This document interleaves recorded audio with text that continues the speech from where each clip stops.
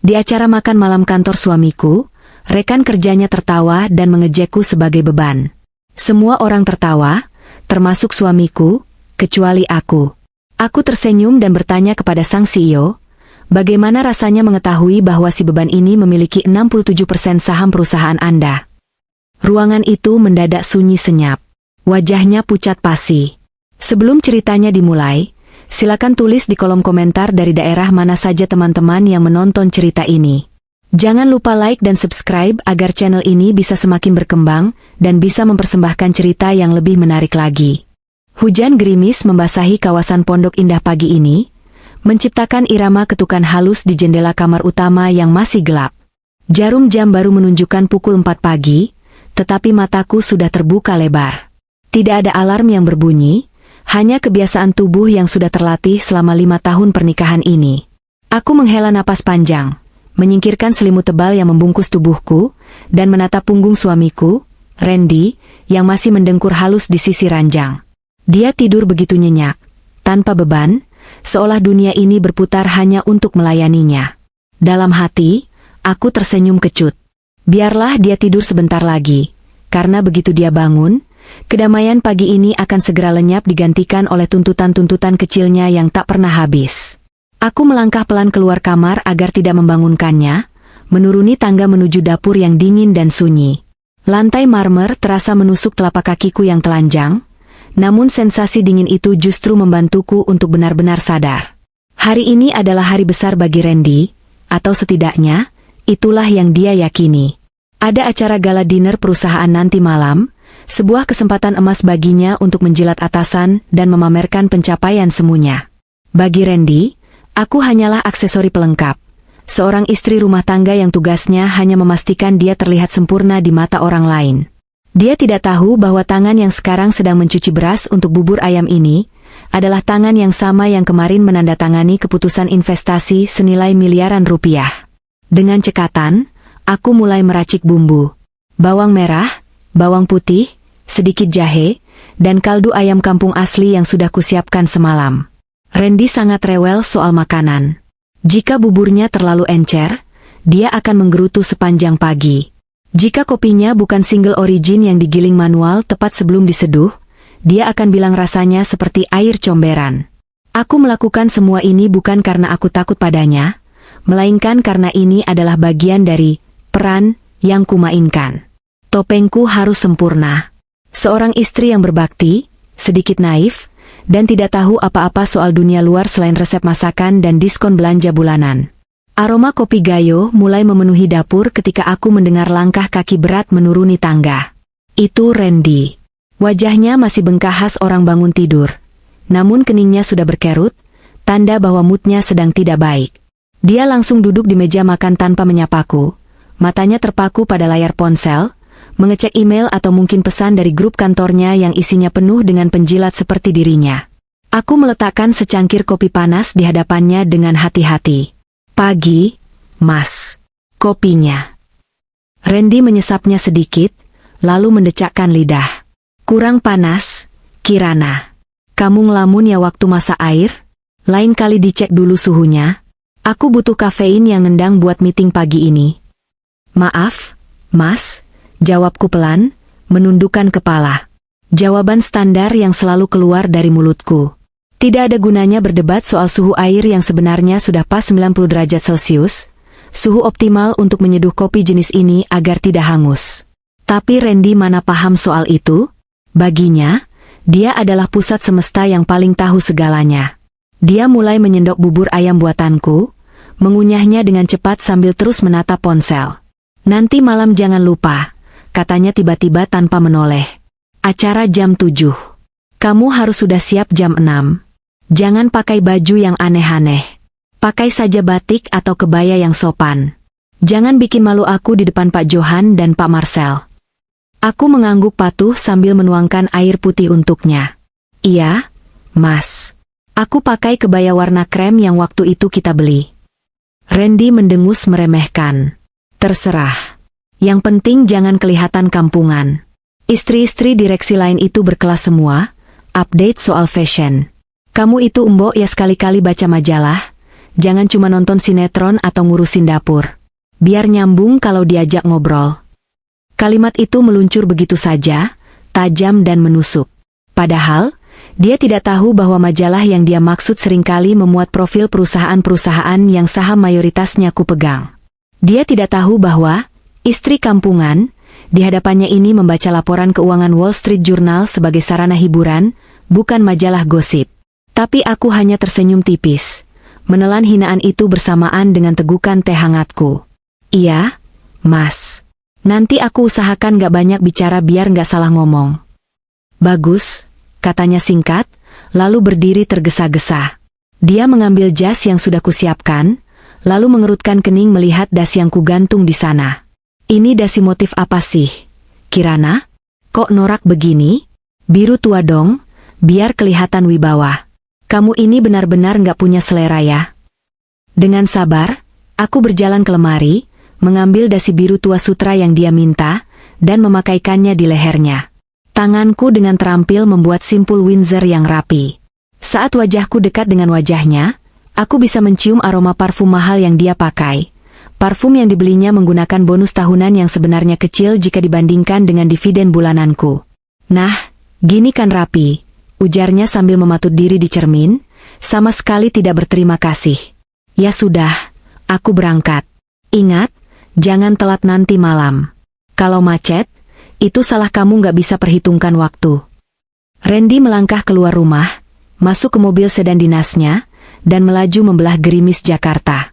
Aku berdiri di ambang pintu sampai mobilnya hilang di tikungan, melambaikan tangan seperti istri yang setia. Begitu mobil itu lenyap, senyum manis di wajahku perlahan memudar, digantikan oleh ekspresi dingin dan datar. Bahuku yang tadi sedikit membungkuk submisif kini tegap. Tatapan mataku yang tadi sayu berubah menjadi tajam dan fokus. Pertunjukan babak pertama selesai. Sekarang, saatnya kehidupan asliku dimulai. Aku mengunci pintu depan, memastikan tidak ada asisten rumah tangga yang melihat karena mereka sedang sibuk di area belakang, lalu berjalan menuju ruang kerjaku yang terletak di sudut rumah. Ruangan ini selalu terkunci rapat. Randy tidak pernah memasukinya karena aku bilang ini adalah gudang tempat aku menyimpan barang-barang rongsokan peninggalan orang tuaku. Dia yang jijik dengan barang bekas tidak pernah mau repot-repot mengeceknya. Bodoh sekali. Kutarik kunci dari saku dasterku, membuka pintu kayu jati yang kokoh itu. Begitu masuk, suasana berubah total. Tidak ada panci atau sapu di sini. Ruangan ini kedap suara, ber-AC dingin, dan didominasi oleh sebuah meja kerja besar berbentuk L yang modern. Di atas meja itu, 3 monitor beresolusi tinggi menyala serentak begitu aku menyentuh mouse.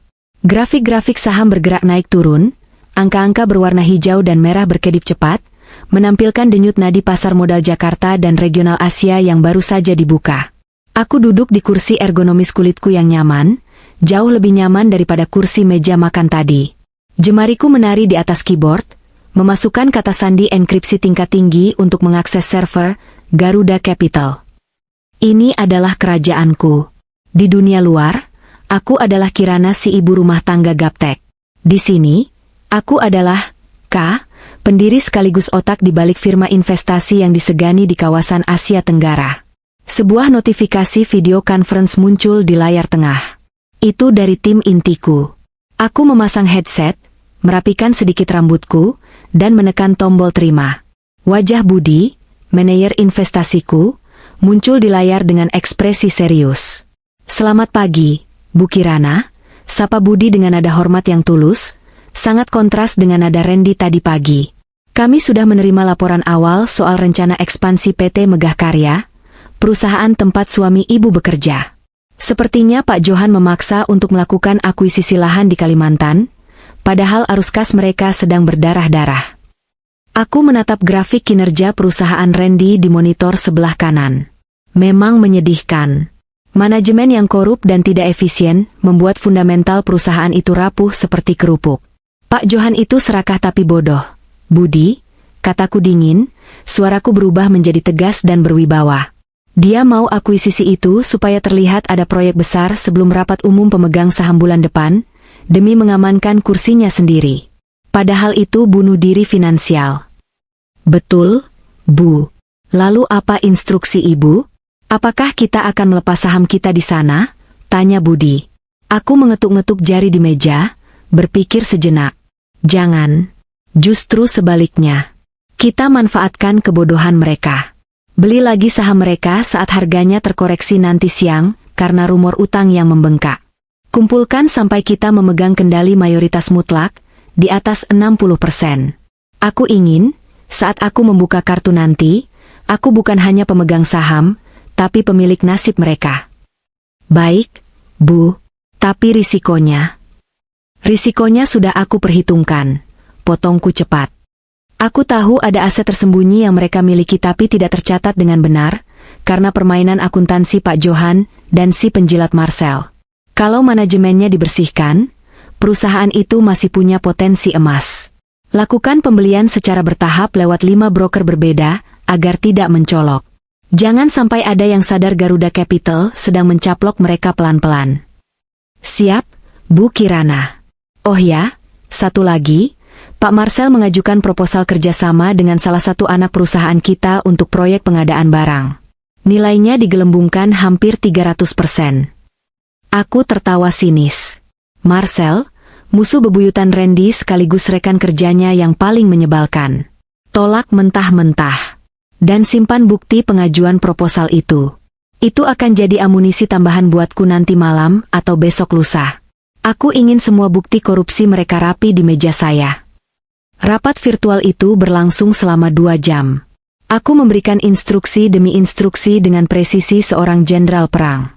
Tidak ada keraguan, tidak ada kata, terserah, dan tidak ada sikap penurut. Di sini, akulah yang memegang kendali. Ketika rapat selesai dan layar kembali gelap, aku bersandar di kursiku, menatap langit-langit ruangan. Randy menyuruhku bersiap untuk tidak membuatnya malu nanti malam. Dia tidak tahu, justru akulah yang sedang menyiapkan panggung untuk menyelamatkannya, atau menghancurkannya, tergantung bagaimana dia bersikap nanti. Aku melirik jam dinding, sudah pukul 11 siang. Waktunya kembali menjadi Cinderella sebelum kereta kencananya berubah menjadi labu. Aku mematikan monitor, mengunci kembali ruang rahasia ini, dan berjalan keluar menuju dapur untuk menyiapkan makan siang. Seolah-olah aku baru saja selesai menonton maraton sinetron seperti tuduhan mereka. Topeng ini memang melelahkan, tapi malam ini, aku punya firasat topeng ini akan mulai retak. Dan ketika retak itu pecah, mereka akan melihat wajah asli sang ratu yang selama ini mereka injak-injak. Suasana di ballroom Hotel Bintang 5 di kawasan Senayan ini benar-benar mencerminkan definisi kemewahan yang dipaksakan. Lampu kristal raksasa menggantung di langit-langit, memantulkan cahaya ke segala penjuru, menyilaukan mata siapapun yang mendongak. Hawa dingin dari pendingin ruangan terasa menusuk kulit, seolah sengaja diatur sedemikian rupa agar para tamu bisa memamerkan mantel bulu atau jas mahal mereka tanpa berkeringat. Alunan musik orkestra klasik terdengar sayup-sayup, berusaha memberikan kesan elegan, namun tenggelam oleh dengung suara percakapan ratusan manusia yang sibuk saling menilai satu sama lain. Aku melangkah masuk mengekor di belakang Randy. Sesuai permintaannya, atau lebih tepatnya perintahnya, aku mengenakan kebaya modern berwarna krem lembut dengan kain batik tulis yang kupilih sendiri. Tidak ada payet berlebihan, tidak ada potongan dada rendah yang vulgar. Hanya sebuah bros emas kecil peninggalan almarhum ibu yang tersemat di dada kiri. Sederhana, namun bagiku ini elegan. Namun, bagi Randy, penampilanku jelas kurang cetar. Sejak turun dari mobil di lobi tadi, dia sudah 2 kali berbisik memintaku untuk menarik perut dan berjalan lebih anggun. Lihat istri Pak Direktur Keuangan itu, bisiknya tadi di eskalator, dia pakai gaun impor dari Paris. Kamu kebaya lagi, kayak mau kondangan di kampung. Aku hanya diam, tidak menjawab. Aku tahu harga kain batik tulis yang kupakai ini bisa untuk membeli 2 gaun impor yang dia agung-agungkan itu, tapi menjelaskan hal itu pada Randy sama saja bicara dengan tembok. Begitu kami masuk ke area utama, Randy langsung berubah wujud. Wajah masamnya lenyap seketika, digantikan oleh senyum lebar yang dibuat-buat. Matanya menyapu ruangan, mencari sosok-sosok penting yang bisa dia tempel. "Ah, itu Pak Johan," serunya pelan, lalu menoleh padaku dengan tatapan peringatan. "Ingat, Kirana." Senyum. Jangan banyak omong. Kalau ditanya, jawab seperlunya. Jangan malu-maluin aku. Tanpa menunggu jawabanku, dia melangkah cepat menghampiri kerumunan pria berjas di dekat panggung, meninggalkanku sendirian di tengah lautan manusia yang asing. Aku menghela napas. Sudah biasa. Ini adalah rutinitas setiap acara kantor. Aku ditinggalkan di kandang para istri, sementara para suami sibuk bermain politik kantor. Aku mengedarkan pandangan dan melihat sekelompok wanita yang duduk melingkar di salah satu meja bundar VIP. Mereka adalah para istri pejabat teras perusahaan, ibu-ibu sosialita, yang dimaksud Randy. Dengan langkah tenang, aku menghampiri mereka. Selamat malam, ibu-ibu, sapaku sopan.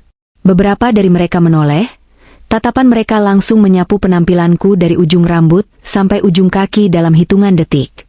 Itu adalah tatapan scanning untuk menaksir nilai outfit seseorang. Bu Kirana, sahut salah satu wanita yang mengenakan gaun merah menyala dan kalung berlian yang besarnya cukup untuk membuat leher sakit. Itu Bu Siska, istri direktur operasional. Duduk, Jeng. Kirain gak datang. Mas Randy bilang tadi pagi di grup katanya ibu lagi kurang enak badan. Aku tersenyum tipis, menarik kursi kosong di pinggiran. Enggak kok, Bu. Mungkin Mas Randy salah lihat. Saya sehat sekali. Oh, syukur deh, sambung wanita lain di sebelahnya, Bu Dewi, istri Marcel. Dia meletakkan tas kecil berwarna oranye terang di atas meja dengan gerakan yang sangat hati-hati, memastikan logo H di tas itu menghadap ke arah kami semua. Soalnya sayang banget kalau nggak datang. Malam ini kan chefnya didatangkan langsung dari Italia. Ngomong-ngomong, Bu Kirana, tasnya mana? Kok nggak ditaruh di meja? Pertanyaan jebakan. Aku tahu arahnya kemana. Aku hanya membawa clutch anyaman rotan halus buatan pengrajin Bali. Sangat artistik dan langka, tapi tidak punya logo merek Prancis yang mereka doakan. Saya pangku saja, Bu. Kecil kok, jawabku santai. Bu Dewi tertawa kecil, suara tawanya terdengar seperti lonceng yang sumbang. Aduh, Bu Kirana ini memang low profile banget ya. Atau memang Mas Randy lagi tik budget? Maklum sih, ekonomi lagi susah. Kalau saya sih, Mas Marcel selalu bilang, beli aja, MA, buat investasi. Ini loh, Birkin terbaru, waiting listnya 2 tahun. Tapi karena Mas Marcel kenal orang dalam di butiknya, ya bisa dapat cepat. Seluruh meja langsung berdecak kagum, memuji tas itu seolah-olah itu adalah benda suci yang turun dari langit. Wah, keren banget Bu Dewi. Mas Marcel memang top Marco top deh. Suami idaman, seru Bu Siska. Aku hanya tersenyum, menyesap air mineral di gelasku. Dalam hati aku ingin tertawa. Tas Birkin yang dipamerkan Bu Dewi itu memang mahal. Tapi aku tahu persis bahwa Marcel membelinya menggunakan kartu kredit yang tagihannya sudah menunggak 2 bulan. Aku tahu karena data keuangan pribadi para direksi bocor ke tim auditku saat kami melakukan due diligence diam-diam minggu lalu. Dan butik tempat dia membelinya, itu adalah salah satu unit retail di bawah payung holding company milikku. Secara teknis, dia menyumbang keuntungan untukku. Kalau Bu Kirana sih enak ya. Tiba-tiba Bu Siska mengalihkan pembicaraan kembali padaku dengan nada yang terdengar simpatik tapi sebenarnya mengejek. Di rumah terus, nggak perlu pusing mikirin penampilan. Nggak kayak kita yang harus dampingi suami dinas ke luar negeri, harus gala dinner sana-sini. Jadi ibu rumah tangga murni itu pasti santai banget ya kerjanya. Paling cuma nunggu suami pulang bawa uang. Darahku sedikit berdesir mendengar kalimat itu. Stereotip, pengangguran, itu lagi. Setiap peran punya tantangannya sendiri kok. Bu, jawabku tenang, berusaha tidak terpancing. Mengelola rumah tangga juga butuh manajemen yang baik. Iya sih, potong Bu Dewi cepat. Tapi kan beda level, Jeng. Kita ini kan ibaratnya public figure buat suami. Kalau kita kucel, suami juga yang malu. Makanya saya selalu treatment di klinik kecantikan tiap minggu. Bu Kirana harus coba deh sesekali, biar kulitnya lebih glowing. Nanti saya kasih rekomendasi klinik yang murah-murah aja buat pemula. Mereka tertawa lagi. Aku ikut tersenyum, tapi kali ini senyumku terasa kaku. Mereka tidak sadar bahwa klinik kecantikan langganan mereka itu baru saja kuakuisisi bulan lalu karena manajemennya buruk, dan aku sedang dalam proses memecat manajer operasionalnya yang tidak kompeten. Pembicaraan mereka berlanjut ke topik arisan berlian dan rencana liburan ke Eropa. Aku merasa seperti alien di tengah-tengah mereka. Bukan karena aku tidak mampu, tapi karena topik pembicaraan mereka begitu dangkal. Mereka membicarakan kekayaan seolah itu adalah satu-satunya tolok ukur harga diri manusia. Sementara itu, dari sudut mataku, aku melihat Randy sedang menuangkan wine ke gelas Pak Johan. Randy tertawa terbahak-bahak, tubuhnya membungkuk sedikit, sebuah gestur tubuh yang menunjukkan ketundukan total. Pak Johan, pria parubaya dengan perut buncit dan wajah memerah karena alkohol, menepuk-nepuk bahu Randy dengan keras. Di sebelahnya, Marcel berdiri sambil memegang gelas wine dengan gaya angkuh, sesekali melirik ke arah meja kami, atau lebih tepatnya, ke arah istrinya yang sedang pamer tas. Aku melihat dinamika itu dengan jelas. Randy sedang berusaha keras masuk ke lingkaran dalam Pak Johan, sementara Marcel sudah berada di sana, menjadi anjing penjaga setia sang CEO. Persaingan mereka begitu nyata dan menyedihkan. Dua pria dewasa yang berebut tulang yang dilemparkan oleh atasan yang korup. Tiba-tiba, Pak Johan, Randy, dan Marcel berjalan menuju meja kami. Suasana di meja ibu-ibu langsung berubah heboh. Mereka membenarkan posisi duduk, merapikan rambut, dan memasang senyum paling manis. "Selamat malam, wanita-wanita cantik," seru Pak Johan dengan suara lantang yang sedikit serak. Bau alkohol menguar saat dia mendekat. "Selamat malam, Pak Johan," jawab ibu-ibu itu serempak, seperti paduan suara yang terlatih. Randy berdiri di samping Pak Johan, wajahnya berseri-seri karena merasa sukses membawa raja ke meja istrinya. Dia menatapku, matanya memberi isyarat, "Ayo, berdiri dan beri salam yang sopan." Aku berdiri perlahan, menganggukkan kepala. "Selamat malam, Pak Johan." Pak Johan menatapku dengan mata yang sedikit menyipit, berusaha mengingat-ingat. "Ah, ini istrinya Randy ya?" "Betul, Pak." "Kirana," jawab Randy cepat sebelum aku sempat bicara. "Dia memang agak pemalu, Pak. Jarang keluar rumah, maklumlah, orang rumahan." Marcel, yang berdiri di belakang Pak Johan, tertawa kecil. Tawa yang terdengar sangat merendahkan. "Wah, Pak Randy ini memang suami teladan. Istrinya dispan di rumah terus biar nggak lecet ya? Atau karena takut kalah saing sama istri-istri kita yang high class ini?" Kalimat itu disambut tawa oleh Pak Johan dan, yang paling menyakitkan, oleh Randy juga. Suamiku sendiri ikut tertawa mendengar istrinya dihina. "Ah, Pak Marcel bisa saja," kata Randy sambil terkekeh canggung. "Ya begitulah, Pak. Istri saya ini memang gaptek. Taunya cuma belanja sayur. Jadi ya, harap dimaklumi kalau kurang nyambung." Jantungku berdegup kencang. Bukan karena takut, tapi karena amarah yang mulai mendidih di ulu hati. Di rumah dia menghinaku, aku masih bisa terima. Tapi di depan umum, di depan saingannya, dan dia malah ikut menginjak harga diriku demi terlihat asik di mata bosnya, itu adalah kesalahan fatal. Aku menatap Randy, lalu beralih ke Marcel, dan terakhir ke Pak Johan. Mereka masih tertawa-tawa kecil, tidak menyadari bahwa mereka sedang membangunkan macan tidur. Suasana pesta yang mewah ini mendadak terasa seperti panggung sandiwara yang memuakan, dan aku sudah bosan menjadi penonton pasif. Aku duduk kembali dengan perlahan, meraih gelasku, dan menatap lurus ke depan. "Nikmatilah tawa kalian sekarang," bisik batinku. "Karena sebentar lagi, kalian akan lupa caranya tertawa." Acara makan malam resmi dimulai dengan masuknya para pelayan yang berbaris rapi membawa hidangan pembuka. Es cargot dengan mentega bawang putih dan sup jamur truffle disajikan di depan kami. Aroma kemewahan menguar dari setiap piring. Namun bagiku, aroma itu bercampur dengan bau kemunafikan yang pekat. Aku mengangkat sendok supku perlahan, memperhatikan etiket makan yang kaku. Di seberang meja, Randy menatapku tajam. Matanya seolah memberi kode, "Jangan sampai salah ambil sendok. Awas kalau bunyi." Aku mengabaikan tatapannya dan mulai menyuap sup dengan tenang. Rasanya biasa saja. Lidahku sudah terlalu terbiasa dengan makanan menerima rasa yang jujur, bukan rasa yang dipoles oleh pretensi harga mahal. Di meja bundar VIP ini, duduklah para petinggi perusahaan PT Megah Karya, Pak Johan sang CEO, Marcel si Direktur Pemasaran, Pak Bimo Direktur Keuangan, dan tentu saja suamiku, Randy, yang menjabat sebagai Vice President Pengembangan Bisnis. Di samping mereka, duduk para istri yang sejak tadi sibuk membandingkan kilau perhiasan masing-masing. Suasana makan malam itu sebenarnya canggung.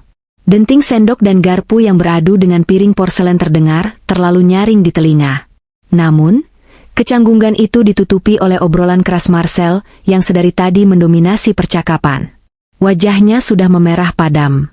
Gelas wine di hadapannya sudah diisi ulang 3 kali oleh pelayan, dan efek alkohol mulai melonggarkan filter di mulutnya. Jadi begini, Pak Johan, kata Marcel dengan suara lantang, mengabaikan fakta bahwa orang lain sedang berusaha menikmati makanan. Proyek di Kalimantan itu sudah saya pegang kuncinya. Orang-orang lokal di sana sudah saya bereskan. Bapak tenang saja. Pokoknya, tahun depan profit kita bakal naik 300%. Ya enggak, Ren? Dia menyikut lengan Randy dengan kasar hingga sup di sendok Randy tumpah sedikit ke taplak meja putih bersih. Randy tersentak kaget, tapi langsung memaksakan tawa. Oh, iya, jelas dong, Pak Marcel. Tim kita kan solid. Bapak Johan gak perlu khawatir. Pak Johan mengangguk-angguk senang sambil mengunyah siput mahalnya. Bagus, bagus. Saya suka semangat kalian. Perusahaan butuh darah muda yang agresif seperti kalian ini. Jangan kayak direksi lama yang main aman terus. Kita harus berani ambil risiko. Aku menahan diri untuk tidak mendengus. Berani ambil risiko atau berani menipu laporan keuangan? Batinku. Aku tahu persis, orang dalam, yang dimaksud Marcel di Kalimantan hanyalah calo tanah yang menaikkan harga hingga 5 kali lipat, dan selisihnya masuk ke kantong pribadi Marcel. Dan Randy?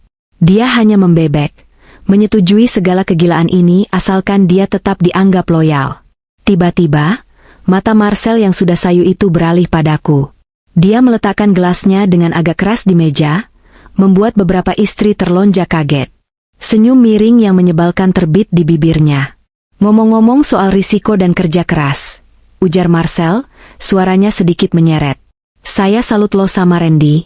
Dia ini banting tulang siang malam, meeting sana-sini, terbang keluar kota hampir tiap minggu.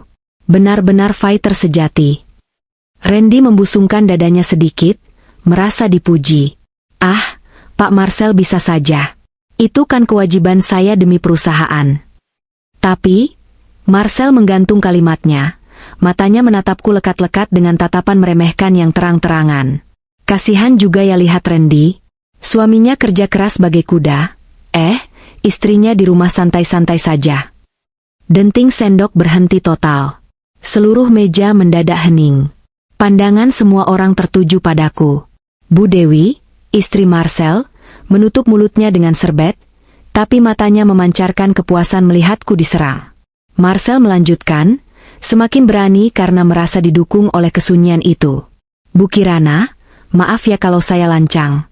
Tapi saya penasaran, kerjaan ibu di rumah itu ngapain aja sih? Nonton sinetron azab seharian? Atau sibuk arisan panci? Enak banget ya jadi beban suami.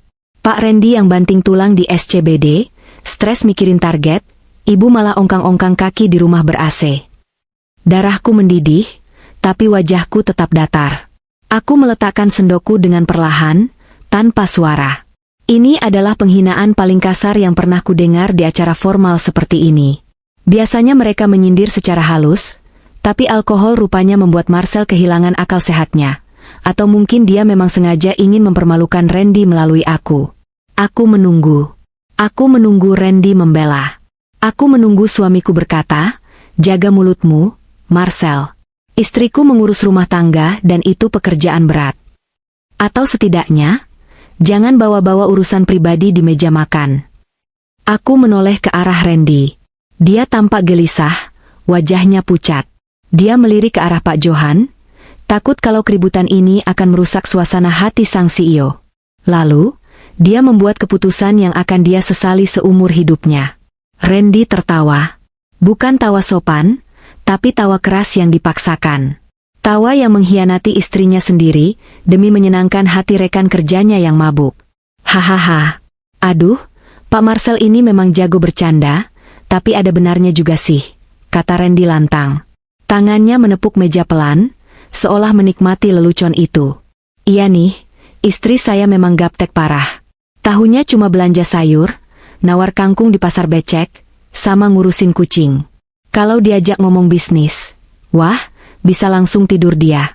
Beda level lah sama kita-kita yang mikirin strategi korporat. Hatiku mencelos. Rasanya seperti ada tangan tak terlihat yang meremas jantungku hingga hancur. Bukan karena hinaan Marcel, tapi karena pengakuan Randy. Dia tidak hanya diam, dia ikut melempar batu. Dia menjadikan ketulusanku mengurus rumah tangga selama ini sebagai bahan lelucon murah demi penerimaan sosial. Tawa Randy memicu tawa yang lain. Pak Johan ikut tertawa terbahak-bahak hingga perut buncitnya berguncang. Hahaha, Randy, yang gak apa-apalah punya istri gaptek. Yang penting pinter masakan. Asal jangan minta jatah belanja tas Hermes kayak istri Marcel aja, bisa bangkrut kamu. Meja itu meledak dalam tawa. Marcel tertawa puas, merasa menang telak. Bu Dewi dan ibu-ibu lain ikut terkikik, memandangku dengan tatapan kasihan yang dibuat-buat. Ya ampun, Bu Kirana jangan tersinggung ya, kata Bu Dewi di sela tawanya. Namanya juga bapak-bapak kalau lagi kumpul. Tapi emang bener sih, zaman sekarang wanita itu harus produktif. Sayang loh kalau cuma jadi pajangan di rumah. Betul, sambung Bu Siska. Minimal punya usaha online shop lah, biar nggak minta duit suami melulu buat beli bedak. Aku duduk diam di tengah badai tawa itu. Mataku menatap Randy lekat-lekat. Dia menghindari tatapanku, sibuk menuangkan air ke gelas Pak Johan lagi, berpura-pura bahwa dia tidak baru saja menjual harga diri istrinya. Detik itu, sisa-sisa rasa hormat dan cinta yang mungkin masih kupunya untuk laki-laki itu, menguap sepenuhnya. Hilang tak berbekas, digantikan oleh dingin yang menusuk. Aku melihat sekeliling ruangan ballroom yang megah ini. Orang-orang ini, para eksekutif yang merasa diri mereka raja dunia, para istri yang merasa diri mereka ratu sosialita, mereka semua tertawa di atas ketidaktahuan mereka. Mereka tidak tahu bahwa wine yang mereka minum diimpor oleh perusahaan distribusiku. Mereka tidak tahu bahwa hotel tempat mereka duduk ini, tanahnya diagunkan ke bank yang saham mayoritasnya kumiliki lewat reksadana. Dan yang paling ironis, mereka menertawakan orang yang memegang nyawa perusahaan mereka di ujung jarinya.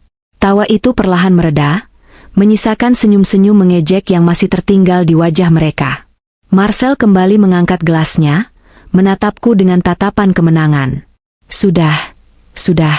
Jangan digoda terus Bu Kirananya. Nanti Pak Randy nggak dikasih jatah malam ini.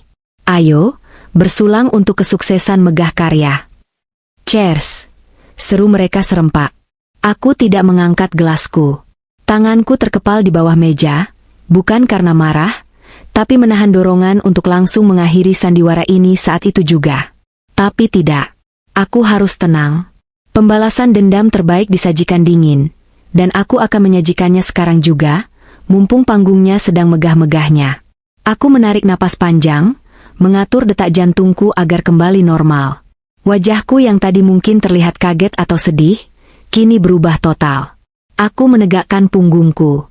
Aura, ibu rumah tangga sederhana, yang selama ini kupelihara runtuh seketika, digantikan oleh aura dominan yang biasa kutunjukkan di ruang rapat direksi. Sudah cukup bermain-mainnya. Cinderella sudah lelah menjadi upik abu. Aku mengambil serbet kain di pangkuanku, melipatnya dengan rapi, dan meletakkannya di atas meja. Gerakan itu kecil, tapi entah kenapa, memiliki ketegasan yang membuat Bu Dewi di sebelahku terdiam. Aku memandang berkeliling, memastikan semua mata kembali tertuju padaku, lalu tersenyum. Bukan senyum manis penurut, tapi senyum dingin seorang predator yang melihat mangsanya masuk perangkap. Menarik sekali diskusinya. Suaraku keluar, tenang namun bervolume jelas, membelah sisa-sisa gumam percakapan. Randy menoleh cepat, keningnya berkerut. Matanya memberi isyarat panik. Diam, Kirana. Jangan bikin malu. Aku mengabaikannya total. Mataku terkunci lurus ke arah Pak Johan. Suasana di meja bundar itu belum sepenuhnya hening. Masih ada sisa-sisa tawa kecil dari Marcel yang merasa leluconnya sangat lucu. Namun, nada suaraku barusan memiliki frekuensi yang berbeda, sebuah frekuensi otoritas yang secara naluriah membuat manusia berhenti bicara. Randy tampak gelisah di kursinya, kakinya menyenggol kakiku di bawah meja, sebuah tendangan kecil peringatan agar aku tutup mulut. Aku tidak bergeming sedikit pun. Pak Johan, panggilku lagi, kali ini lebih tegas. Tatapanku tajam menusuk matanya yang sedikit berkabut karena alkohol. Pak Johan meletakkan gelasnya, sedikit terganggu karena momen bersulangnya diinterupsi oleh istri gaptek ini. Ya? Kenapa, Bu Kirana? Mau minta izin pulang duluan? Bilang saja sama Randy. Randy buru-buru menyela, tangannya terangkat meminta maaf. Maaf Pak Johan, istri saya ini mungkin mau ke toilet. Kirana, kalau mau ke belakang, sana langsung saja, nggak usah pamit-pamit. Suaranya terdengar putus asa, berusaha mengusirku dari panggung. Tidak, Randy. Aku tidak mau ke toilet. Potongku dingin. Aku tidak menoleh padanya, mataku tetap terkunci pada sang CEO. Saya punya satu pertanyaan sederhana untuk Pak Johan. Mumpung kita semua sedang berkumpul di sini merayakan kesuksesan perusahaan. Marcel mendengus kasar. Halah, mau tanya apa sih? Resep masakan? Ini forum bisnis, Bu, bukan arisan komplek. Jangan bikin pusing Pak Johan deh. Diam kamu, kataku pelan, tapi intonasinya begitu tajam hingga Marcel tersentak. Mulutnya yang terbuka langsung terkatup rapat. Untuk pertama kalinya, dia melihat sesuatu di mataku yang membuatnya gentar. Sesuatu yang bukan milik seorang ibu rumah tangga biasa. Aku kembali menatap Pak Johan yang kini menatapku dengan bingung bercampur tersinggung. Pak Johan, Bapak ingat kejadian 5 tahun lalu? Saat krisis moneter mini menghantam sektor properti dan konstruksi? Saat PT Megah Karya nyaris dinyatakan pailit oleh pengadilan niaga karena gagal bayar utang obligasi. Wajah Pak Johan berubah sedikit serius. Itu adalah masa kelam yang tidak suka dia ingat, tapi juga masa kebanggaannya karena berhasil selamat. Tentu saya ingat. Itu masa-masa sulit. Kenapa Ibu tanya soal itu? Bapak ingat siapa yang menyelamatkan perusahaan ini saat itu? Tanyaku lagi, jariku mengetuk perlahan di kaki gelas kristal. Pak Johan menegakkan punggungnya, senyum bangga kembali muncul di wajahnya. Dia merasa ini adalah panggungnya untuk memamerkan koneksi hebatnya. Tentu saja. Kami diselamatkan oleh suntikan dana segar dari sebuah firma investasi swasta internasional. Garuda Capital. Mereka adalah angel investor misterius yang melihat potensi kepemimpinan saya. Mereka membeli surat utang kami dan mengonversinya menjadi saham, sehingga kami bisa bernapas lagi. Pak Johan menoleh ke arah direksi lain dengan bangga. Kalian harus tahu, Garuda Capital itu sangat selektif. Mereka hanya berinvestasi di perusahaan-perusahaan dengan fundamental kuat. Fakta bahwa mereka memilih kita membuktikan bahwa manajemen saya diakui secara global. Randy mengangguk antusias, menjilat lagi. Betul sekali, Pak. Visi Bapak memang luar biasa sampai dilirik investor kakak begitu. Aku tersenyum miring. Investasi selektif ya? Fundamental kuat? Ulangku dengan nada ironis. Sebenarnya, Pak Johan, Garuda Capital berinvestasi saat itu bukan karena kepemimpinan Bapak. Tapi karena mereka melihat aset tanah perusahaan yang strategis, yang sayang sekali jika jatuh ke tangan manajemen yang tidak kompeten. Lancang sekali kamu, bentak Marcel, menggebrak meja. Berani-beraninya menghina Pak Johan. Ren, bawa istrimu keluar sekarang. Dia sudah gila. Randy wajahnya merah padam karena marah dan malu. Dia mencengkeram lenganku kasar. Kirana, cukup. Kita pulang sekarang. Kamu benar-benar bikin malu. Aku menghempaskan tangan Randy dengan sentakan kuat. Tenaga yang keluar dari amarah yang tertahan, membuat Randy terdorong mundur kaget. Jangan sentuh aku, desisku. Aku berdiri perlahan. Suasana di meja itu kini benar-benar mencekam. Musik orkestra di latar belakang seolah berhenti, atau mungkin telinga mereka yang mendadak tuli karena tegang. Seluruh mata di meja itu, bahkan meja sebelah, mulai memperhatikan kami. Kalian semua bertanya-tanya, apa yang dikerjakan si beban ini di rumah, bukan? Tanyaku, suaraku bergema jelas. Kalian pikir aku hanya nonton sinetron? Kalian pikir aku tidak tahu apa itu EBITDA? Apa itu debt to equity ratio? Apa itu free cash flow? Aku merogoh tas tangan kecilku, tas anyaman rotan yang tadi ditertawakan Bu Dewi, dan mengeluarkan ponsel pintarku.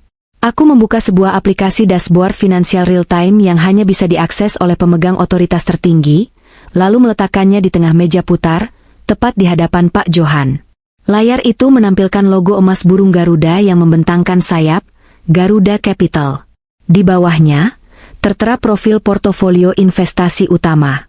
Dan di baris paling atas, tertulis jelas, PT Megah Karya Tbk, kepemilikan saham, 67,8%, pengendali utama. Bagaimana rasanya, Pak Johan? Bisikku, mencondongkan tubuh ke depan, mengetahui bahwa si Beban dan si Gaptek ini adalah pemilik mayoritas perusahaan tempat Anda bekerja. Pak Johan menatap layar ponsel itu. Matanya membelalak lebar, seolah bola matanya hendak loncat keluar.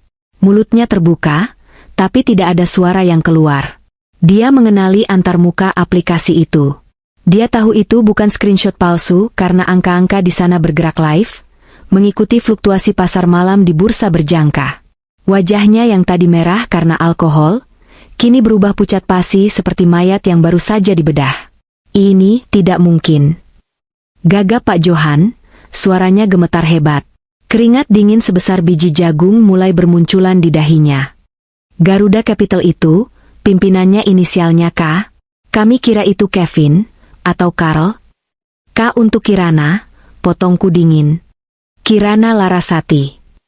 Ruangan itu mendadak sunyi senyap. Benar-benar hening. Bahkan denting sendok di meja sebelah pun terdengar berhenti. Marcel, yang tadi paling lantang, kini membeku. Dia menatap ponsel itu, lalu menatapku dengan horor. Dia baru saja menghina pemilik perusahaannya sendiri. Dia baru saja menyebut bos besarnya sebagai beban dan pengangguran. Gelas wine di tangannya miring, menumpahkan isinya ke celana mahalnya, tapi dia bahkan tidak sadar. Dan Randy. Oh, ekspresi Randy adalah yang paling berharga. Dia menatapku seolah aku adalah hantu. Rahangnya jatuh. Otaknya berusaha memproses informasi yang baru saja meledak di kepalanya. Istri yang dia rendahkan setiap pagi, istri yang dia suruh membuat kopi, istri yang dia tertawakan di depan teman-temannya, adalah orang yang menggaji dia selama ini. Adalah orang yang memberi persetujuan atas bonus tahunannya. Kirana? Suara Randy terdengar seperti cicit tikus yang tercekik.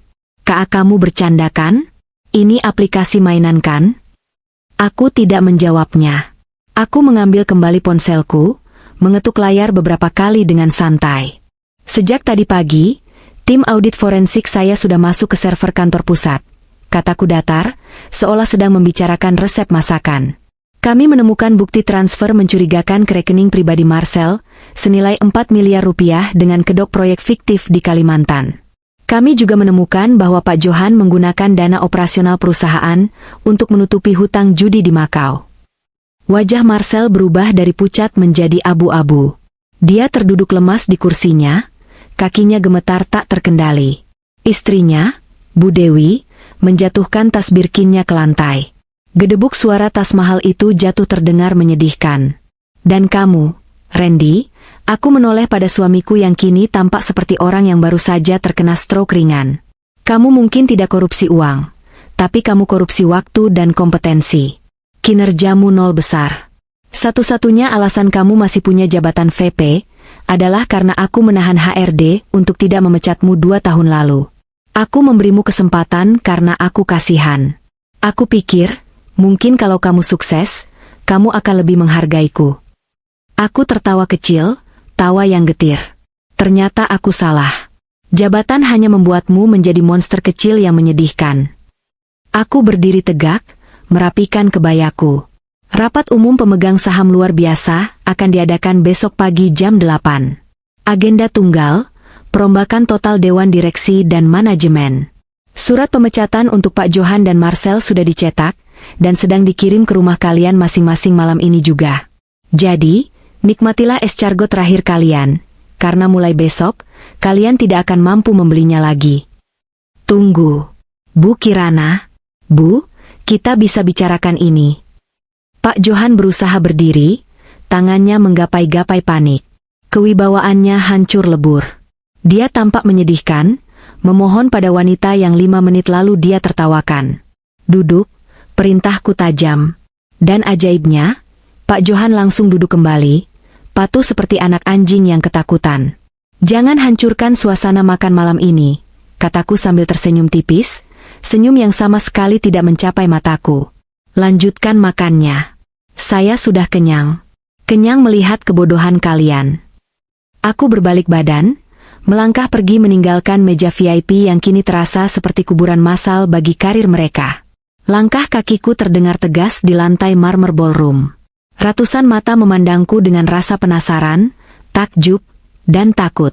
Mereka tidak tahu apa yang sebenarnya terjadi, tapi mereka tahu satu hal. Sang ratu baru saja menunjukkan taringnya, dan tidak ada satupun yang selamat dari gigitannya. Di belakangku, aku mendengar suara kursi bergeser kasar dan suara Randy memanggil, "Sayang, Kirana, tunggu." Tapi aku tidak menoleh.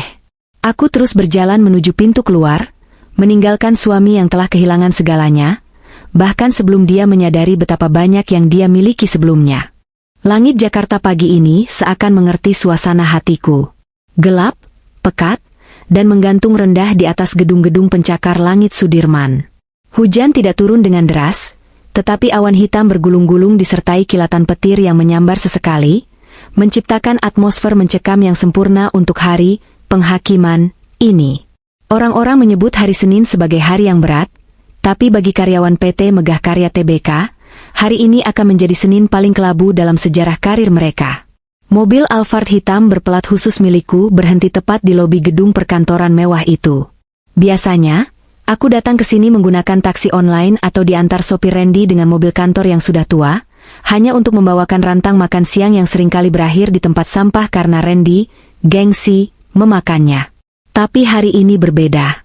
Hari ini, pintu mobilku dibuka oleh ajudan pribadi yang kubawa.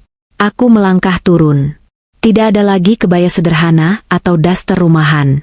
Tubuhku kini dibalut setelan blazer hitam Armani yang memeluk tubuh dengan tegas, dipadu dengan celana bahan yang jatuhnya sempurna di mata kaki.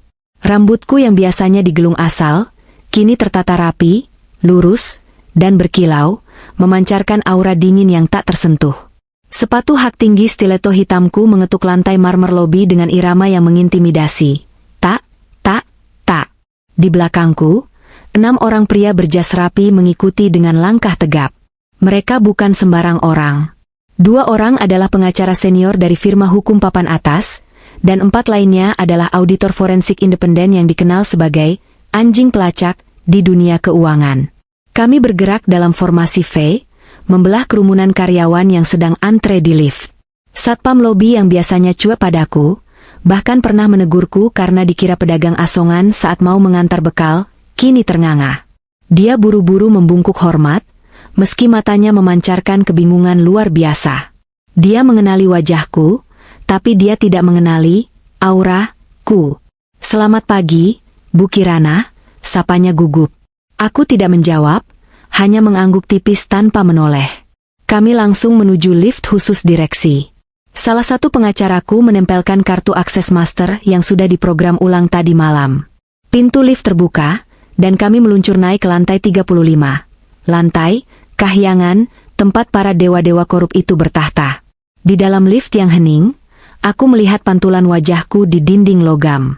Wajah itu tenang, tapi matanya menyeratkan badai. Aku teringat Randy. Semalam dia tidak pulang. Setelah kejadian di gala dinner, dia pasti pergi mabuk-mabukan atau menginap di hotel dekat kantor untuk menghindari konfrontasi. Dia pikir dia bisa lari. Dia pikir kejadian semalam hanyalah mimpi buruk yang akan hilang saat matahari terbit. Dia salah besar. Ting. Pintu lift terbuka. Pemandangan lantai 35 langsung tersaji di depan mata. Resepsionis lantai eksekutif, seorang wanita muda dengan riasan tebal yang sering kudengar bergosip tentang penampilanku, terlonjak kaget saat melihat rombongan kami. Bu Kirana?" tanyanya terbata-bata. "Bapak Randy belum datang, Bu. Dan Pak Johan sedang ada di ruang rapat, tidak bisa diganggu."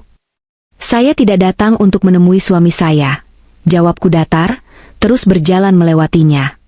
Dan Pak Johan memang sedang menunggu saya, meskipun dia belum menyadarinya. Aku berjalan lurus menuju ruang rapat utama yang dindingnya terbuat dari kaca transparan. Ruangan itu terletak di tengah-tengah lantai, sehingga seluruh karyawan di kubikel luar bisa melihat apa yang terjadi di dalam. Itu memang tujuanku. Transparansi total. Aku mendorong pintu kaca berat itu dengan satu tangan. Di dalam, Pak Johan, Marcel, Randy, dan beberapa direktur lain sedang duduk melingkari meja oval. Asap rokok mengepul tebal, dan ada botol-botol air mineral berserakan. Wajah mereka kusut, mata bengkak kurang tidur. Sepertinya mereka baru saja melakukan rapat darurat sejak subuh untuk membahas bencana semalam. Saat aku masuk, keheningan langsung menyergap ruangan itu seperti wabah penyakit. Randy yang sedang memijat pelipisnya langsung mendongak. Wajahnya pucat pasi, matanya merah. Marcel yang sedang menggigit ujung pulpennya, menjatuhkan benda itu ke meja. Pak Johan membeku di kursi kebesarannya di ujung meja. "Selamat pagi, bapak-bapak," sapaku dingin. Suaraku tidak keras, tapi memantul jelas di dinding kaca akustik itu. Aku berjalan ke ujung meja yang berlawanan dengan Pak Johan, lalu meletakkan tumpukan dokumen tebal yang dibawa oleh salah satu auditor. Brak! Suara hantaman dokumen itu membuat mereka semua tersentak. "Kirana?" Suara Randy terdengar parau. Dia mencoba berdiri, tangannya gemetar. "Apa-apaan ini? Kenapa kamu bawa orang asing ke kantor? Kita bisa bicara di rumah." "Duduk, Randy," potongku tanpa melihatnya. Mataku menyapu seluruh ruangan, menatap satu persatu wajah direksi yang selama ini memakan gaji buta. Rapat umum pemegang saham luar biasa dimulai sekarang.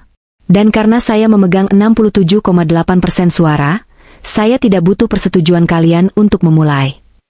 Pak Johan berdeham, berusaha mengumpulkan sisa-sisa wibawanya yang sudah runtuh.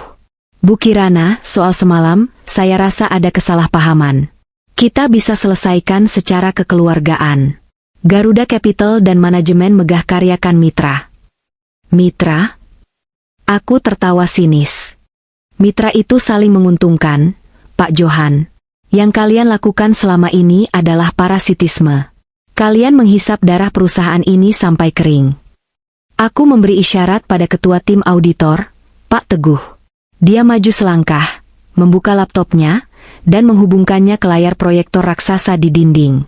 Dalam hitungan detik, layar itu menampilkan diagram aliran dana yang rumit namun jelas.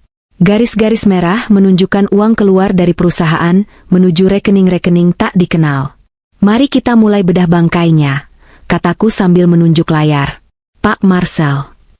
Marcel tersentak, wajahnya yang biasanya sombong kini terlihat seperti tikus yang terpojok. "3 bulan lalu, Anda mengajukan anggaran untuk pembebasan lahan proyek Borneo tahap 2, senilai 20 miliar rupiah, jelasku, membaca data di tabletku. Laporan lapangan mengatakan tanah sudah dibebaskan. Tapi tim drone saya mengecek lokasi kemarin sore. Tahu apa yang mereka temukan? Hutan belantara.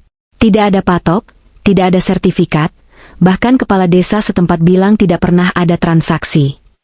Layar berubah menampilkan foto udara lokasi yang dimaksud, hanya hutan rawa-rawa. Lalu di sebelahnya, muncul mutasi rekening bank di Singapura atas nama Marcelino Haryono. "Uang 20 miliar itu tidak lari ke tanah, Marcel. Uang itu lari ke rekening pribadimu di Singapura, lalu diputar lagi untuk judi slot online VIP dan membayar cicilan supercar yang kamu pamerkan di Instagram," lanjutku kejam. Wajah Marcel berubah dari pucat menjadi ungu. Keringat sebesar biji jagung mengucur deras. "Itu fitnah. Itu rekayasa. Data itu ilegal. Data itu valid dan sudah diverifikasi oleh PPATK atas permintaan pemegang saham pengendali," potong Pak Teguh, auditor senior itu, dengan suara berat. "Kami juga punya bukti transfer dari rekening penampung ke vendor perjalanan wisata untuk liburan keluarga Bapak ke Swiss dan Bali bulan lalu. Semuanya pakai uang perusahaan, dicatat sebagai biaya perjalanan dinas." Seluruh ruangan menahan napas. Karyawan-karyawan di luar dinding kaca mulai berkerumun, berbisik-bisik sambil menunjuk layar proyektor yang terlihat jelas dari luar. Marcel dipermalukan bukan hanya di depan direksi, tapi di depan seluruh anak buah yang sering dia maki-maki. Aku beralih ke Pak Johan. Dan Anda, Pak CEO, pemimpin kapal yang harusnya bijaksana. Pak Johan menunduk, tidak berani menatap mataku. Membiarkan korupsi terjadi karena Anda juga ikut menikmati cipratannya, bukan? 5% dari setiap proyek fiktif Marcel masuk ke yayasan amal milik istri Bapak. Yayasan yang ternyata fiktif juga, yang dananya dipakai untuk renovasi villa pribadi di puncak. Bukti transfer ditampilkan lagi. Kali ini tanda tangan Pak Johan terpampang jelas di dokumen persetujuan pencairan dana. Ini namanya penggelapan terstruktur dan sistematis, kataku tajam. Kalian bukan pebisnis. Kalian maling berdasi. Suasana ruangan itu begitu tegang, hingga rasanya oksigen menipis. Petir menyambar lagi di luar, cahayanya menerangi wajah-wajah ketakutan di dalam ruangan kaca itu. Lalu, tatapanku jatuh pada Randy. Dia duduk di samping Marcel, tubuhnya menyusut di kursinya yang besar. Dia tampak kecil sekali. Dan kamu, Randy, suaraku merendah, tapi nadanya berubah menjadi sesuatu yang lebih menyakitkan daripada kemarahan, kekecewaan. Randy menatapku dengan mata berkaca-kaca. Kirana, aku nggak tahu soal uang-uang itu. Sumpah, aku nggak pernah ambil sepeser pun uang perusahaan. Kamu tahu kan aku jujur? Memang, jawabku. Kamu tidak mencuri uang, Randy. Kamu terlalu penakut untuk mencuri. Tapi dosamu adalah ketidakmampuan dan kesombonganmu. Aku menggeser selide di layar. Muncul sebuah dokumen lama. Itu adalah surat peringatan, SP3 yang hampir dikeluarkan untuk Randy 2 tahun lalu, beserta draft surat pemecatan. Kamu selalu bilang ke keluargamu, ke teman-temanmu, bahkan ke aku, bahwa kamu dipromosikan jadi vice president karena prestasimu yang gemilang. Bahwa kamu adalah aset berharga perusahaan, kataku pelan. Randy menelan ludah, wajahnya ketakutan. Dia tahu kemana arah pembicaraan ini. Faktanya, Randy, lanjutku tanpa ampun, 2 tahun lalu, HRD sudah merekomendasikan pemecatanmu. Kinerjamu di bawah rata-rata. Timmu tidak mencapai target selama 4 kuartal berturut-turut. Kamu dinilai tidak punya kepemimpinan. Aku menunjuk dokumen di layar. Di sana ada memo disposisi dari pemegang saham mayoritas, Garuda Capital, yang membatalkan pemecatan itu dan justru memerintahkan promosi. Memo itu ditandatangani oleh inisial K. Aku yang menyelamatkanmu, Randy, kataku, suaraku sedikit bergetar. Aku menggunakan hak vetoku sebagai pemilik saham untuk menahan HRD. Aku memberikan jabatan itu supaya kamu merasa bangga. Supaya kamu merasa jadi kepala keluarga yang sukses. Aku pikir, kalau kamu bahagia dengan kariermu, kamu akan menjadi suami yang baik. Air mata menetes di pipi Randy. Karyawan di luar kaca menutup mulut mereka karena kaget. Gosip bahwa Randy adalah anak emas ternyata benar. Tapi bukan karena dia hebat, melainkan karena istrinya yang melindungi dia dari balik layar. Istri yang selama ini dia sebut beban. Ternyata aku salah, kataku lirih. Jabatan itu malah membuatmu buta. Kamu malah merendahkan orang yang memberimu makan, memberimu baju, dan memberimu harga diri. Randy menangis tanpa suara. Bahunya berguncang. Dia tidak bisa menyangkal apapun karena buktinya terpampang nyata di depan mata semua orang. Dia baru menyadari bahwa istana pasir yang dia banggakan selama ini berdiri di atas telapak tangan istrinya. Aku menarik napas panjang, mengembalikan ketenanganku. Sesi sentimental sudah selesai. Sekarang saatnya eksekusi. Aku menatap mereka semua dengan pandangan final. Senin ini akan kalian ingat selamanya, kataku, kembali ke mode bisnis yang dingin. Bukan sebagai awal minggu, tapi sebagai akhir dari segalanya. Ruang rapat direksi itu terasa semakin dingin, seolah-olah AC sentral diturunkan ke titik beku. Di luar jendela kaca, hujan mulai turun deras, memukul-mukul dinding gedung pencakar langit dengan brutal, menyamarkan suara isak tangis tertahan dari Randy. Namun, tidak ada belas kasihan di hatiku saat ini. Empati adalah kelemahan dalam bisnis, dan hari ini, aku adalah pebisnis murni. Aku berdiri tegak di ujung meja, menatap satu persatu wajah yang kini menunduk pasrah. Marcel, yang tadi sempat mencoba menyangkal, kini hanya menatap kosong ke arah meja, seolah jiwanya sudah melayang keluar. Pak Johan memijat keningnya yang berkerut dalam, menyadari masa pensiunnya yang nyaman baru saja musnah. Baiklah, suaraku memecah keheningan, tajam seperti silet. Kita tidak perlu membuang waktu lebih lama lagi. Berdasarkan bukti-bukti audit forensik yang tak terbantahkan, dan wewenang saya sebagai pemegang saham pengendali, saya mengambil keputusan berikut. Aku memberi kode pada salah satu pengacara, Pak David. Dia membuka tas kerjanya dan mengeluarkan tumpukan amplop coklat tersegel. Dia berjalan memutari meja, membagikan amplop itu satu persatu di depan Pak Johan dan Marcel. Bapak Johan Santoso, panggilku resmi. Terhitung detik ini, Anda diberhentikan dengan tidak hormat dari jabatan Direktur Utama PT Megah Karya Tbk. Kami juga akan mengajukan tuntutan perdata untuk pengembalian dana perusahaan yang Anda selewengkan, serta pelaporan pidana atas dugaan penggelapan. Pak Johan mendongak, matanya merah dan basah.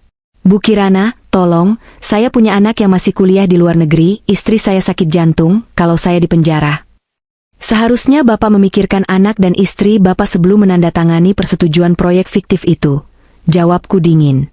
Bapak tidak memikirkan nasib ratusan karyawan yang gajinya telat bulan lalu karena arus kas perusahaan Bapak pakai judi, bukan? Pak Johan terdiam, lemas. Marcelino Haryono, lanjutku, beralih ke pria di sebelahnya. Anda dipecat secara tidak hormat. Seluruh aset yang Anda beli menggunakan uang perusahaan akan disita. Tim legal kami sudah berkoordinasi dengan kepolisian. Di lobi bawah, petugas sedang menunggu untuk membawa Anda ke kantor polisi guna pemeriksaan lebih lanjut. Apa? Marcel melompat berdiri, matanya melotot liar. Polisi? Kamu melaporkan aku ke polisi? Dasar wanita gila. Kamu pikir kamu siapa, hah? Kepanikan membuat Marcel kehilangan akal sehat.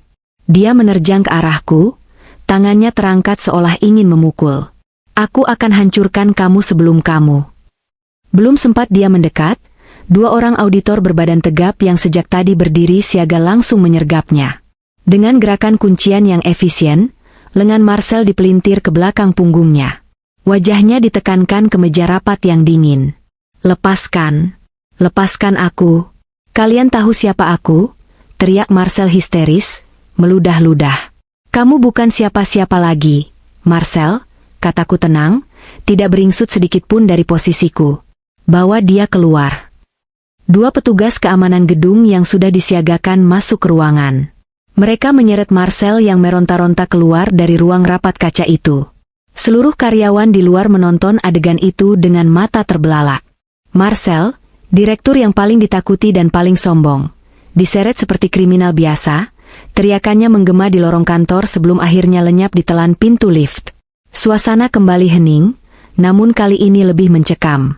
Pak Johan sudah menutup wajahnya dengan tangan, pasrah. Direksi lain yang tidak terlibat korupsi hanya dia membatu, takut salah bicara dan ikut terseret. Kini, giliran Randy. Amplop terakhir masih ada di tangan Pak David. Dia menatapku, meminta persetujuan. Aku mengangguk pelan. Pak David meletakkan amplop itu di depan Randy. Randy menatap amplop itu dengan horor. Tangannya gemetar hebat saat menyentuhnya. Dia tidak membukanya, tapi langsung menatapku dengan pandangan memohon yang sangat menyedihkan. Kirana, sayang. Suaranya pecah. Dia bangkit dari kursi dan berjalan mendekatiku. Dia mencoba meraih tanganku, tapi aku melangkah mundur, menjaga jarak. Jangan panggil aku dengan sebutan itu di sini, kataku datar. Randy berlutut. Ya, dia berlutut di lantai ruang rapat yang dingin, di depan semua direksi, di depan karyawan yang menonton dari balik kaca. Harga dirinya sudah hilang sepenuhnya. Aku mohon, Kirana, jangan pecat aku. Aku cuma ikut-ikutan. Aku nggak tahu kalau Marcel sejahat itu. Aku cuma mau sukses. Ra, aku mau banggain kamu. Kemarin itu, yang di pesta, aku cuma bercanda. Itu cuma bantingan, Ra, biar suasana cair. Kamu tahu kan aku sayang kamu. Air matanya membasahi celana bahanku. Pemandangan ini sungguh tragis. Laki-laki yang kemarin malam tertawa paling keras saat aku dihina, kini bersimpu di kakiku seperti pengemis. Aku menatapnya dari atas ke bawah. Dulu, aku mungkin akan luluh. Dulu, aku akan memaafkannya dan bilang, "Tidak apa-apa, Mas, kita mulai lagi." Tapi, Kirana, yang itu sudah mati, dibunuh oleh tawa suaminya sendiri tadi malam. Berdiri, Randy, perintahku. Dia mendongak, harapan muncul di matanya. Kamu maafin aku kan?" Berdiri, bentakku keras. Randy terlonjak kaget dan buru-buru berdiri, meski kakinya goyah. "Dengar baik-baik," kataku, menatap lurus ke dalam matanya. Setiap kata kuucapkan dengan penekanan yang jelas. Dalam bisnis, tidak ada istilah bercanda saat menyangkut integritas. Dan dalam pernikahan, Randy tidak ada tempat untuk pengkhianatan. Pengkhianatan? Randy bingung. Aku nggak selingkuh. Ra, aku nggak pernah main perempuan. Kamu mengkhianatiku saat kamu membiarkan orang lain menginjak harga diri istrimu demi tepuk tangan mereka. Jawabku tajam. Itu lebih sakit daripada perselingkuhan fisik. Kamu menjual kehormatanku demi egomu. Dan itu tidak bisa dimaafkan. Aku menunjuk amplop di meja. Isi amplop itu bukan surat pemecatan. Kamu tidak dipecat. Wajah Randy sedikit cerah. Benarkah? Ya. Karena kamu memang tidak berguna, memecatmu pun tidak ada gunanya. Kamu diturunkan jabatannya menjadi staf biasa di divisi gudang logistik di Bekasi. Gaji UMR, tanpa tunjangan, tanpa mobil dinas, tanpa fasilitas. Randy ternganga. Gudang, Bekasi, tapi Ra, aku VP. Mantan VP, koreksiku. Itu posisi yang sesuai dengan kompetensi aslimu tanpa bantuanku. Kalau kamu tidak mau, silakan mengundurkan diri. Pintu keluar ada di sana. Randy terdiam, hancur. Dia tahu dia tidak punya pilihan. Dengan reputasi yang hancur hari ini, tidak akan ada perusahaan lain yang mau menerimanya. Aku mengalihkan pandangan dari Randy, kembali menatap forum rapat. Satu hal lagi sebelum saya tutup rapat ini. Kursi CEO yang kosong harus segera diisi. Pintu ruang rapat terbuka lagi. Seorang wanita muda masuk. Dia mengenakan blazer biru tua yang rapi, kacamata bingkai tebal, dan membawa buku catatan. Wajahnya cerdas dan berbinar. Randy menoleh dan matanya membelalak lagi. Ratna? Ratna adalah mantan manajer junior di tim Randy yang setahun lalu Randy pecat karena alasan tidak kooperatif. Padahal, aku tahu sebenarnya Ratna dipecat karena dia terlalu pintar dan Randy takut tersaingi. Ide-ide brilian Ratna sering dicuri Randy dan diakui sebagai miliknya. Perkenalkan, CEO baru PT Megah Karya, umumku bangga. Ibu Ratna Pertiwi. Selama setahun ini, saya diam-diam mempekerjakan Ratna di Garuda Capital untuk memantau kinerja kalian dari luar. Dia yang menyusun strategi pemulihan perusahaan ini ke depannya. Ratna tersenyum sopan, lalu menatap Randy sekilas dengan tatapan kasihan. Selamat pagi, Bapak-bapak. Terima kasih atas kepercayaannya, Bu Kirana. Saya siap bekerja. Selamat datang kembali, Bu Ratna, kataku. Silakan ambil tempat duduk Pak Johan.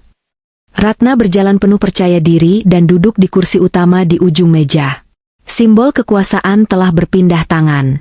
Dari tangan tua yang korup, ke tangan muda yang kompeten, di bawah restu sang ratu. Aku menutup map dokumenku. Rapat selesai. Silakan Pak Johan dan Randy membereskan meja kalian sekarang juga. Saya beri waktu 30 menit sebelum akses kartu kalian diblokir. Tanpa menunggu jawaban, aku berbalik dan berjalan keluar ruangan. Langkahku ringan.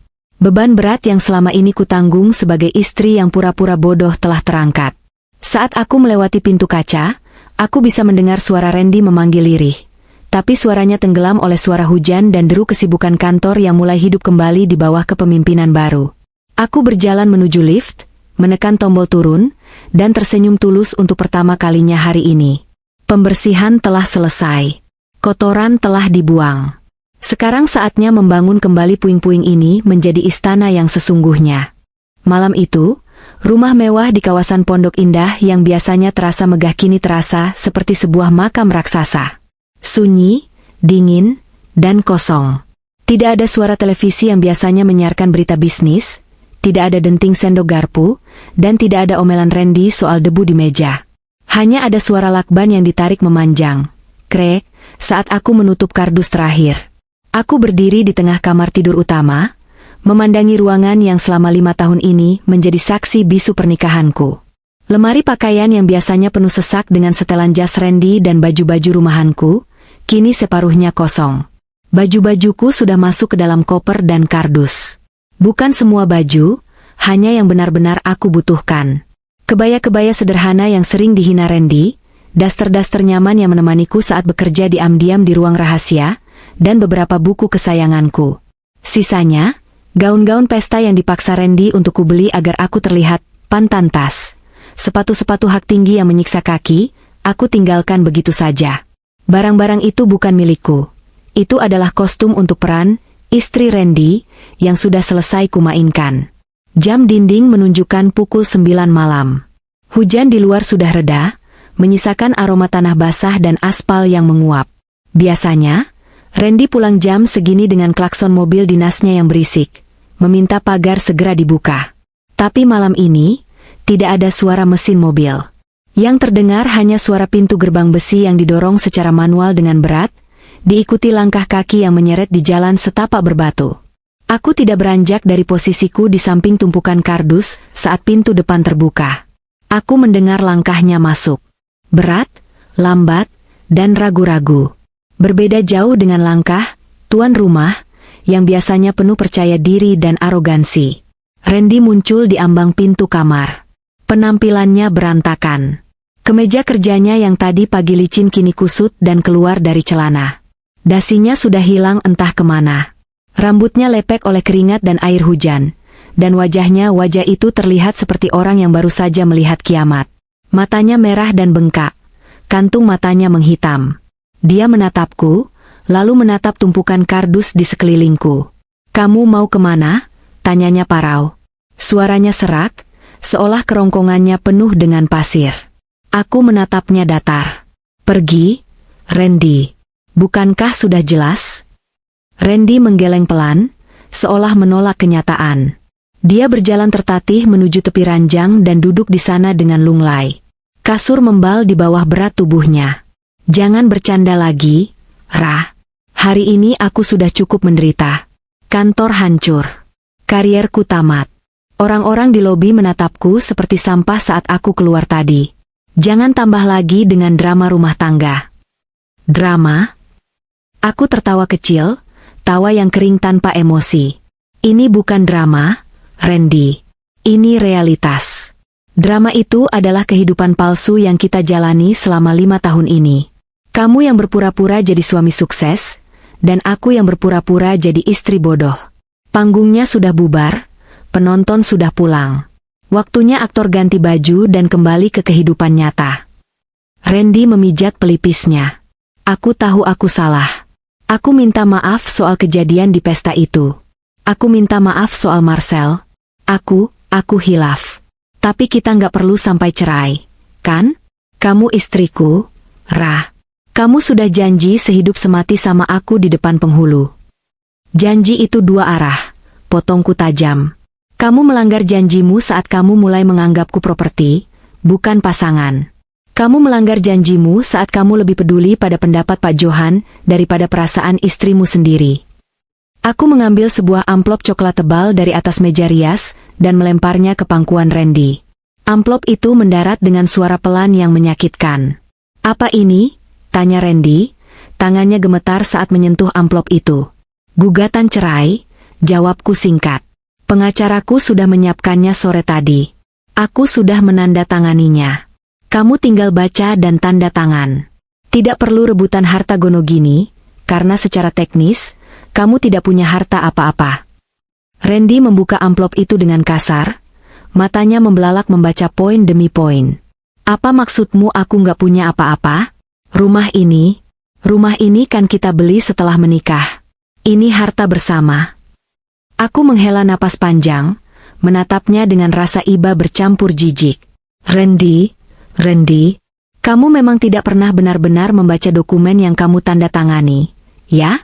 Ingat 3 tahun lalu, saat kamu butuh uang tunai cepat untuk menutupi kerugian saham pribadimu yang anjlok? Kamu meminta bantuan dari sebuah perusahaan pembiayaan untuk refinancing rumah ini. Wajah Randy memucat. Dia mulai mengingat-ingat. Perusahaan pembiayaan itu adalah anak usaha Garuda Capital. Jelasku dengan nada sabar seperti guru menjelaskan pada murid yang lamban. Kamu menjual kepemilikan rumah ini kepada perusahaan itu dengan opsi sewa kembali. Jadi secara hukum, rumah ini bukan milik kita. Rumah ini aset perusahaan. Dan karena kamu gagal membayar biaya sewanya selama 6 bulan terakhir, yang diam-diam aku talangi pakai uang pribadiku, perusahaan berhak mengusir penyewa kapan saja. Randy ternganga. Mulutnya terbuka lebar tapi tidak ada suara yang keluar. Dia menatap sekeliling kamar mewah ini. Dinding-dinding berwallpaper impor, lantai parket kayu jati, lampu gantung kristal, semuanya tiba-tiba terasa asing. Istana yang dia banggakan, tempat dia sering mengadakan pesta barbeque untuk memamerkan kesuksesannya pada tetangga, ternyata hanyalah pinjaman. Mobil? Tanyanya lirih, suaranya hampir hilang. Mobil sedan itu? Mobil dinas, jawabku cepat. Ditarik kantor sore tadi. Makanya kamu pulang naik taksi, kan? Dan mobil Honda Jazz yang biasa aku pakai? Itu atas nama yayasanku. Itu juga aset perusahaan. Randy menunduk dalam-dalam. Bahunya mulai berguncang lagi. Air mata menetes ke kertas gugatan cerai di pangkuannya. Jadi, aku benar-benar nggak punya apa-apa? Nol? Kamu punya baju-bajumu, kataku sambil menunjuk lemari. Kamu punya koleksi jam tanganmu, yang sebagian besar palsu itu. Dan kamu punya harga dirimu yang tersisa, kalau masih ada. Randy mendongak, wajahnya basah oleh air mata. Dia tiba-tiba meluncur turun dari kasur, berlutut di kakiku, memeluk kakiku erat-erat. Jangan begini, Ra. Aku mohon. Aku nggak bisa hidup miskin. Aku nggak bisa, Ra. Aku sudah biasa hidup enak. Kalau kamu tinggalin aku harus tinggal di mana? Aku harus makan apa? Gaji gudang di Bekasi itu cuma UMR. Ra, buat bayar kosan aja pas-pasan. Aku menatap laki-laki yang sedang menangis di kakiku ini. Dulu, aku mencintainya. Dulu, aku melihat potensi dalam dirinya. Tapi sekarang, yang kulihat hanyalah parasit yang ketakutan karena inangnya pergi. Tidak ada rasa cinta yang tersisa, bahkan rasa benci pun sudah mulai pudar, digantikan oleh rasa kosong yang melegakan. Lepaskan, Randy, kataku dingin. Enggak, aku enggak mau cerai. Aku akan berubah. Aku janji. Aku bakal jadi suami yang baik. Aku bakal masakin kamu tiap pagi. Aku bakal pijitin kamu. Tolong, Ra, kasih aku kesempatan kedua. Demi masa lalu kita. Dia merengek seperti anak kecil yang mainannya diambil. Aku membungkuk sedikit, melepaskan tangannya dari kakiku dengan paksa. Tenagaku lebih kuat dari dugaannya. Aku mundur beberapa langkah, mengambil tasku. Kesempatan kedua sudah kuberikan berkali-kali dalam bentuk diamku selama 5 tahun ini, kataku tegas. Setiap kali kamu menghinaku dan aku diam, itu kesempatan bagimu untuk sadar.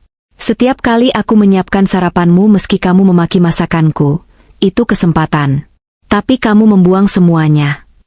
Aku berjalan menuju pintu, menyeret koperku. Roda koper itu bergemuruh di lantai kayu, suara perpisahan yang nyata. Besok pagi, tim manajemen aset akan datang untuk menginventarisir rumah ini, ujarku tanpa menoleh. Kamu punya waktu 24 jam untuk mengemas barang-barang pribadimu dan keluar. Kalau lewat dari itu, security akan mengangkut barangmu ke trotoar. Kirana, kamu tega? Teriak Randy histeris dari dalam kamar. Kamu istri durhaka. Kamu wanita ular. Aku berhenti sejenak di ambang pintu depan. Angin malam menerpa wajahku. Dingin, tapi segar. Teriakan Randy di belakang sana tidak lagi menyakitiku. Itu hanya suara bising latar belakang yang semakin menjauh. Aku bukan wanita ular, Randy, gumamku pelan, lebih kepada diriku sendiri. Aku hanya wanita yang akhirnya bangun dari tidur panjang. Aku melangkah keluar rumah. Di depan gerbang, sebuah mobil sedan hitam mewah sudah menunggu. Sopir pribadiku, Pak Asep, dengan sigap membuka pintu belakang dan memasukkan koperku ke bagasi. Jalan, Pak, perintahku saat aku duduk di jok kulit yang empuk. Baik, Bu Kirana. Ke apartemen baru? Tanya Pak Asep sopan. Ya, ke rumah yang sebenarnya. Mobil melaju pelan meninggalkan rumah pondok indah itu. Aku melihat dari kaca spion, rumah besar itu semakin mengecil dan akhirnya hilang ditelan kegelapan malam dan rimbunnya pepohonan. Tidak ada air mata. Tidak ada penyesalan. Dadaku terasa lapang, seolah batu besar yang selama ini menindih paru-paruku baru saja diangkat. Malam itu, Randy sendirian di dalam rumah kosong yang bukan miliknya, menangisi nasibnya yang berubah 180 derajat dalam satu hari. Dia berteriak, memaki, dan akhirnya tertidur di lantai karena kelelahan menangis, ditemani oleh hantu-hantu masa lalunya sendiri. Sementara aku, melaju membelah Jakarta menuju masa depan yang cerah, meninggalkan puing-puing istana pasir yang runtuh tersapu ombak kenyataan. 6 bulan kemudian, sinar matahari pagi yang hangat menerobos masuk melalui dinding kaca floor to ceiling di apartemen penthouseku. Langit Jakarta pagi ini tampak bersih, biru cerah dengan sapuan awan putih tipis, sebuah pemandangan langka yang sangat indah. Dari lantai 50 ini, kota yang sibuk itu terlihat seperti miniatur yang rapi. Mobil-mobil di jalanan Sudirman terlihat seperti mainan yang bergerak lambat, dan gedung-gedung pencakar langit yang menjulang tampak sejajar dengan pandangan mataku. Aku duduk di kursi santai di balkon yang luas, ditemani secangkir teh chamomile hangat dan tablet kerjaku. Angin sepau-sepau memainkan ujung kimono sutraku. Suasana di sini begitu tenang, jauh dari kebisingan klakson dan polusi di bawah sana. Ini adalah kedamaian yang mahal harganya, kedamaian yang kubeli dengan keberanianku untuk melepaskan diri. Di layar tablet, grafik kinerja PT Megah Karya Tbk menunjukkan tren hijau yang menanjak tajam. Di bawah kepemimpinan Ratna, perusahaan itu berhasil melakukan turnaround yang fantastis. Efisiensi dilakukan di segala lini, kebocoran anggaran ditambal, dan budaya kerja yang toksik peninggalan era Pak Johan dan Marcel perlahan dihapus. Para karyawan sekarang lebih bahagia, produktif, dan yang terpenting, mereka dihargai berdasarkan kinerja, bukan kedekatan dengan atasan. Aku tersenyum puas. Keputusanku tepat. Tiba-tiba, notifikasi berita muncul di sudut layar tabletku. Sebuah artikel di portal berita bisnis lokal membahas tentang nasib mantan eksekutif yang terjerat skandal. Ada foto Marcel di sana, mengenakan rompi oranye tahanan KPK. Proses hukumnya berjalan cepat karena bukti yang kami serahkan sangat lengkap. Dia sekarang mendekam di sel, menunggu vonis hakim yang diperkirakan akan sangat berat. Harta bendanya sudah disita negara dan sebagian dikembalikan ke perusahaan. Istrinya, Bu Dewi, kabarnya sudah menceraikannya dan pulang ke rumah orang tuanya di kampung, meninggalkan tas-tas Birkinnya yang ternyata sebagian besar palsu. Lalu pikiranku melayang pada Randy. Aku tidak pernah mencarinya, tapi Jakarta itu sempit. Kabar tentangnya sampai ke telingaku melalui beberapa mantan kolega yang masih bersimpati, atau sekadar ingin bergosip. Bayangan Randy muncul di kepalaku, bukan sebagai sosok suami gagah yang dulu kulihat, tapi sebagai realita yang menyedihkan. Kabarnya, dia tidak bertahan lama di gudang logistik Bekasi. Egonya terlalu besar untuk mengangkat kardus dan didikte oleh mandor gudang yang lulusan SMA. Dia mengundurkan diri, atau lebih tepatnya kabur, setelah 2 minggu bekerja. Sekarang, konon dia tinggal di sebuah kamar kos sempit di daerah pinggiran Jakarta Timur, berbagi kamar mandi dengan 5 penghuni lain. Mobil dinas dan sopir pribadi tinggal kenangan. Setiap hari, dia harus berdesak-desakan di dalam bus Transjakarta yang penuh sesak untuk melamar kerja sana-sini. Namun, di era digital ini, reputasi buruk menyebar lebih cepat daripada virus. Namanya sudah masuk dalam daftar hitam informal para HRD perusahaan besar. Ah, itu Pak Randy yang viral dipecat karena tidak kompeten itu, kan? Begitu kira-kira bisik-bisik para pewawancara saat melihat CV-nya. Aku membayangkan dia berdiri di halte Harmoni saat jam pulang kerja, berkeringat, kemejanya lusuh, wajahnya lelah dan berminyak, terjepit di antara ratusan penumpang lain yang berjuang demi hidup. Dia yang dulu jijik makan di warteg, sekarang mungkin bersyukur jika bisa makan nasi rames dengan lauk telur dadar. Ironi yang sempurna. Roda kehidupan tidak hanya berputar. Kadang dia melindas mereka yang lupa diri. Bu Kirana? Suara lembut menyadarkanku dari lamunan. Asisten pribadiku, Maya, berdiri di pintu balkon membawa nampan berisi buah potong. Sarapannya, Bu. Dan mobil sudah siap. Ibu ada jadwal peresmian yayasan pukul 10 nanti. Aku tersenyum pada Maya. Terima kasih, Maya. Saya siap 5 menit lagi. Aku meletakkan cangkir tehku dan berdiri, berjalan menuju pagar balkon. Menatap ke bawah.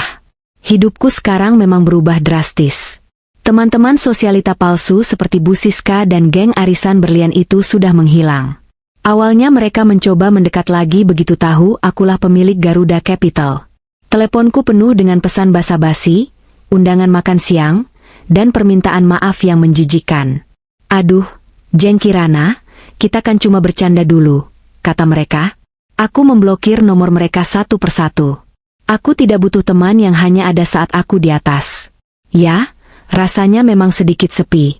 Tidak ada lagi grup WhatsApp yang berisik, tidak ada lagi jadwal arisan yang padat. Kadang di malam hari, kesendirian itu terasa menyelinap masuk. Tapi, rasa sepi itu berbeda dengan rasa kesepian yang kurasakan saat masih menikah dengan Randy. Dulu, aku merasa sepi di tengah keramaian, merasa sendirian meski tidur di sebelah suami. Sekarang, kesepian ini adalah kesepian yang berdaulat. Kesepian yang tenang. Aku bebas. Aku bisa makan apa yang kusuka tanpa dikomentari, aku bisa memakai baju apapun tanpa dihina, dan aku bisa menggunakan uangku untuk hal-hal yang benar-benar bermakna.